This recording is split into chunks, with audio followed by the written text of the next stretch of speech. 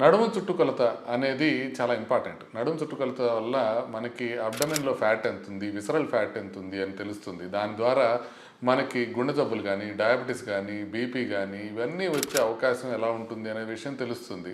అంటే నడుము చుట్టుకొలత అనేది బరువు కన్నా ఎక్కువ ముఖ్యం. అంటే బరువు మనం చూసుకుని బిఎంఐలో మనం లెక్కేసుకుంటే దానికన్నా కూడా నడుము చుట్టుకొలత అనేది ఇంకా ఎక్కువ డేంజరస్ అనేది తెలుస్తుంది ఎక్కువగా ఉంటే.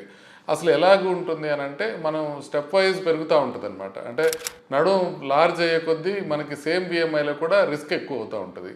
ఎవ్రీ 5 సెంటీమీటర్స్ పెరిగే కొద్దీ ఆల్మోస్ట్ 17% మోర్టాలిటీ రిస్క్ అంటే చనిపోయే అవకాశం పెరుగుతుంటుంది మగవాళ్ళలో, 13% పెరుగుతుంటుంది ఆడవాళ్ళలో.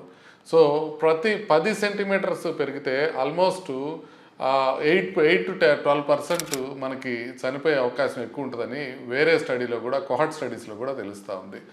దీనికన్నా కూడా జస్ట్ వెయిట్ రేషియో కన్నా వేస్ట్ సర్కంఫరెన్స్ కన్నా కూడా మనకి వేస్ట్ టు హైట్ రేషియో అంటే మనం ఎత్తు ఎంత ఉన్నాం అన్న దాన్ని బట్టి నడుము కూడా చుట్టుకొలత కూడా ఇంపార్టెంట్ అనమాట.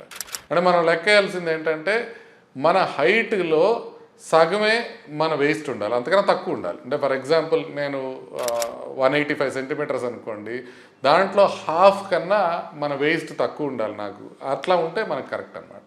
సో వేస్ట్ చుట్టుకొలత కన్నా కూడా వేస్ట్ హిప్ రేషియో అంటే నడుము చుట్టుకొలత దాని కింద హిప్స్ చుట్టుకొలత కూడా లెక్కేసినట్లయితే వేస్ట్ హిప్ రేషియో చూసుకుంటే అది 0.9% కన్నా తక్కువ ఉండాలి మగవాళ్ళల్లో, 0.8% కన్నా తక్కువ ఉండాలి.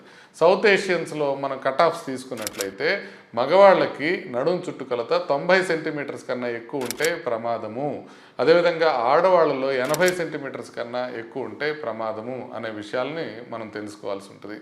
సో మెజర్ చేసేటప్పుడు కరెక్ట్గా ఎట్లా మెజర్ చేయాలంటే మనకి ఈ రిబ్స్ కింద అన్నిటికన్నా కింద రిబ్ ఎక్కడ తగులుతుంది అని చూసుకొని ఆ తర్వాత నడుము బోన్ ఉంటుంది అనమాట. ఆ నడుము బోన్ ఎక్కడుందో చూసుకొని ఆ రెండిటికి కరెక్ట్గా మధ్యలో కనుక మనం టేప్తో మెజర్ చేస్తే మనం మామూలుగా గాలి వదిలేసిన తర్వాత మెజర్ చేయాల్సిన అవసరం ఉంటుంది. అప్పుడు మనకి మగవాళ్ళలో 90 సెంటీమీటర్స్ కానీ ఆడవాళ్ళలో 80 సెంటీమీటర్స్ కానీ తక్కువ ఉండాల్సిన అవసరం ఉంటుంది.